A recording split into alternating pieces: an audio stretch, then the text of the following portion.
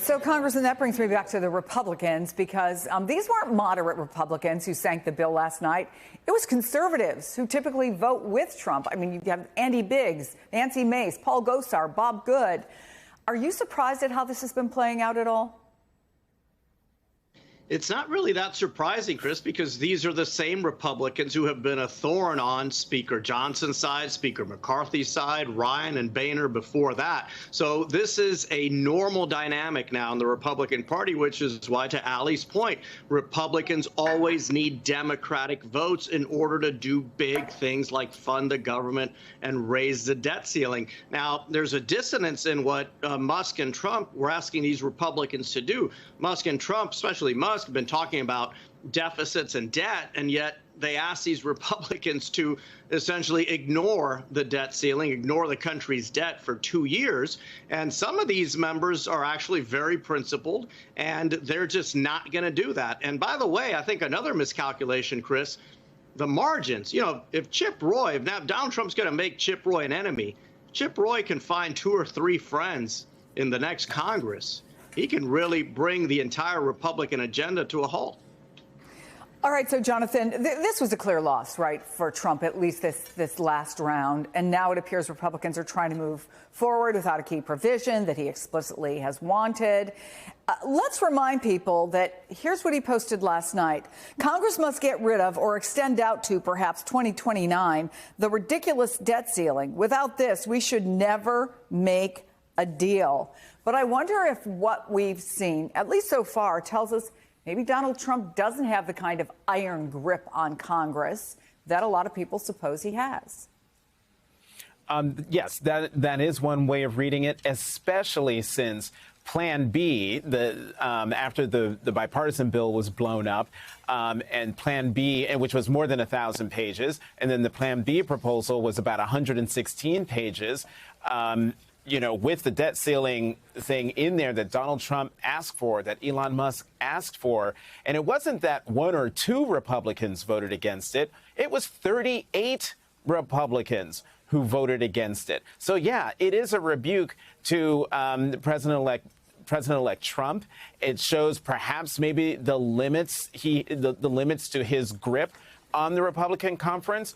But, you know, look, I've seen many variations of this movie before. You cannot take the vote on Plan B and the way Republicans abandoned Trump on that vote to be some sign, some cosmic sign that they're going to show some independence, that they're going to show a spine in pushing back against soon-to-be President Trump. Look, the idea that, Chris, that they're apparently pulling this apart into 3 or 4 separate bills, to me, says that they're just they're willing to prolong the pain, because there's no guarantee there's no guarantee that any of these bills will pass on their own. And I wonder if, you know, passage of one is contingent on the other. I look forward to hearing what the House Democrats have to say about any of this. All right. So, Allie, in that vein, we always talk about the politics of defying Donald Trump. He and Elon Musk have not been shy about letting Republicans know, you better stick with us. So do those 38 folks, do they think there won't be any repercussions? Are they just that confident of their districts? What's going on here? Maybe there's a few pieces of it. And the most important piece,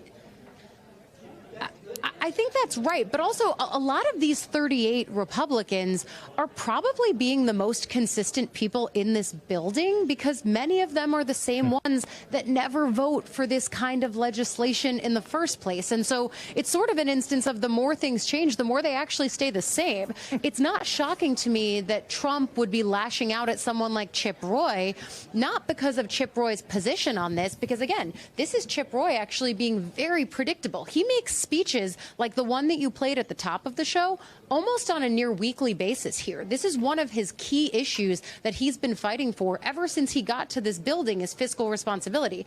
The reason that it's not shocking that Trump would go after him isn't that. It's that Roy was once a DeSantis backer during the 2024 Republican primary. We know that's something that irks the now president-elect, and certainly it makes sense then why he would be more willing to lash out at someone like Roy. But the other piece of this, too, is if you're going to only continue to issue primary challenges to people who might have a difference of opinion than you do, they're within your party. You have to find someone to run against them. You've got to be sure that you can beat them. Otherwise, you've got people in this building who now have a real axe to grind against you because you tried to fire them from their job. But also, you can only issue that threat so many times. And so certainly, it definitely hit hard here on Capitol Hill when Elon Musk started his Twitter campaign of telling people that any member that votes for a version of this bill that's not Trump-backed, that they should be primaried. Certainly members heard that and they took that seriously. But there's also the piece of this that their margins are so thin that if they keep putting 30 some odd of these races on the board, yeah, maybe you come out with the majority of them staying Republican, and maybe those Republicans stay loyal to Trump in the future. But what if you put up some of these districts that could be more toss-ups? What if Democrats go all in and manage to eke out even one win? One win could throw this entire place in flux. And so that's one of the things that Trump and other Republicans need to keep in mind here. The House dynamics are very, very fragile, not just for Speaker Johnson, but really for everyone here across the board. For jumping in there, I want to give Jonathan and Carlos a really quick opportunity to respond to this. And Jonathan, I can see you, and you were shaking your head through much of Ali's interview. So go ahead. So I was listening to Congressman Johnson, and it was good to hear him sound rational about what was happening.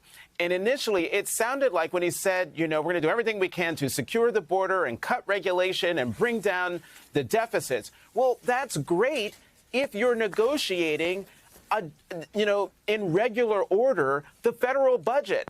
But that's not what's happening now. They are voting on a continuing resolution to keep the government open into the early days of the next administration so that the lights don't get turned off in this town, so that paychecks continue to go out, so that airports still have TSA so that people can travel safely. I am no more confident after listening to Congressman Johnson about there not being a government shutdown than I am now. I mean, whichever, Carlos, you know what I mean. Are you any more confident?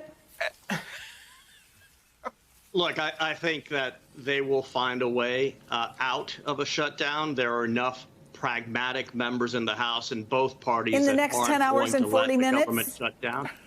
It'll probably be a clean CR, a very simple extension of government funding. I think separating these bills is probably what makes the most sense at this time. But, Chris, let me just add one thing. I think what's on full display here is the difference between the business world and the political world. Donald Trump, Elon Musk, they're used to sitting in their offices and telling people at the Trump Organization, at Tesla, at X what they have to do, and they don't get any resistance. Government is a different business. This is a co-equal branch of government they are dealing with. Every single member has the same power, one vote on the floor. And if they want to get things done the next 2 to 4 years, they better figure that out real soon. This first experiment here has failed.